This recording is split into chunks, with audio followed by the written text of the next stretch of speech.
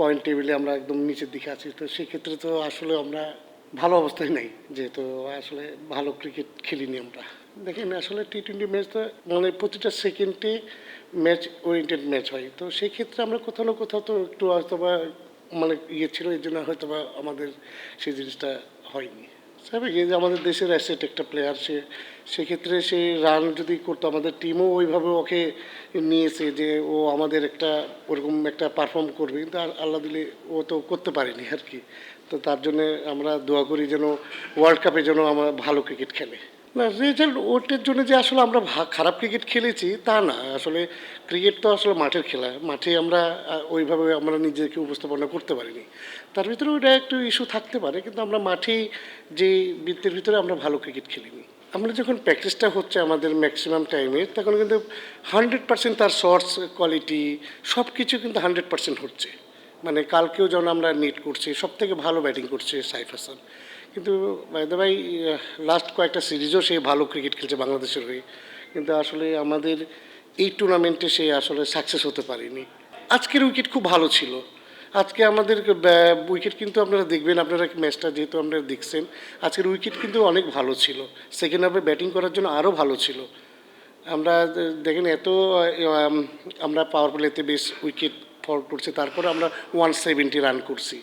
আমরা আমাদের টিম থেকে যথেষ্ট তাকে মানে পুশ করছি যে ও আমাদের কামব্যাক করুক, কেন আমরা টিমের তো আমাদের যে অবস্থায় সিচুয়েশনটা আছে, যে টিমটা আমাদের হয়তোবা গ্রুপ 4-এ নাও যেতে পারে, কিন্তু আমরা চাচ্ছি যে সাইফটা রান করে আমাদের ওয়ার্ল্ড কাপে কিছু করুক আমাদের দেশের হয়ে।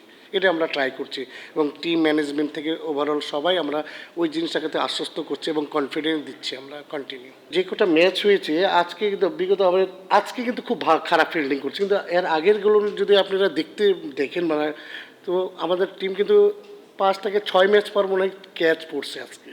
এই 6 ম্যাচের ভিতরে একটা ক্যাচও আমাদের ড্রপ করেনি প্লেয়াররা। হয়তো বা আজকের ম্যাচটা একটু অনেক বিগ ম্যাচ, আমাদেরও একটা সম্ভাবনা ছিল যে আমরা জিতলে, পরের ম্যাচটা জিতলে আমরা গ্রুপ আমরা 4-এ যেতে পারবো না। আমি প্রথম ম্যাচ থেকেই ছিলাম, আমি আবার এই ফার্স্ট ম্যাচের পরে আমি উমরাতে যাই। আমরা সবাই মিলেই আমরা বসি, আমরা ক্যাপ্টেন হোক, ওনার আছে, সিনিয়র পার্সন প্লেয়াররা আছে, সবাই মিলে আমরা টিমটা রেডি করি। না, তোফাইল ম্যাচ খেলছে, একটা আমরা ম্যাচ খেলছি, আমাদের যে কেউ না খেলা প্লেয়ার নাই এখানে, অলমোস্ট সবাই কিন্তু ম্যাচ খেলছে আমাদের। কিন্তু পরের ম্যাচে কন্ডিশন অনুযায়ী, সিচুয়েশন অনুযায়ী হয়তোবা ওই ম্যাচটা হয়তোবা তাকে আবার বাইরে রেখে আবার টিম সাজানোর জন্য আমরা প্ল্যান করি। কিছুটা তো অবশ্যই মানে কিছুটা তো আপনারা নিজেরাও মিডিয়াতে জানেন যে কিছুটা হলেও তো এর ইম্প্যাক্ট একটু পড়ছে আমাদের। যেন সাপোজ আপনার বাসাতেও যদি আপনি স্লিপ মানে ঘুমিয়ে থাকেন, তারপর প্লাস হলো হঠাৎ করে কেউ যদি রুমে যেয়ে যদি নক করে ঢুকে যায়, তা আপনি তো অন্য অন্য পরিস্থিতিতে হয়ে যাবে।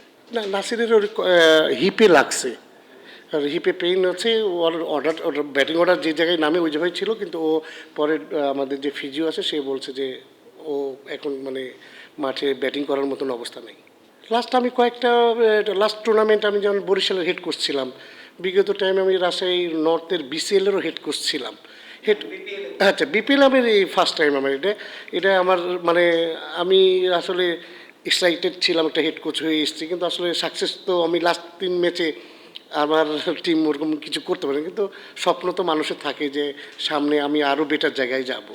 না না না, এটা ম্যাচে একটা হতেই পারে, একটা ম্যাচ ক্যাচ মিস হতেই পারে, এটা ও বাইরের কিছু ইফেক্ট পড়েনি, এটা হয়ে গেছে।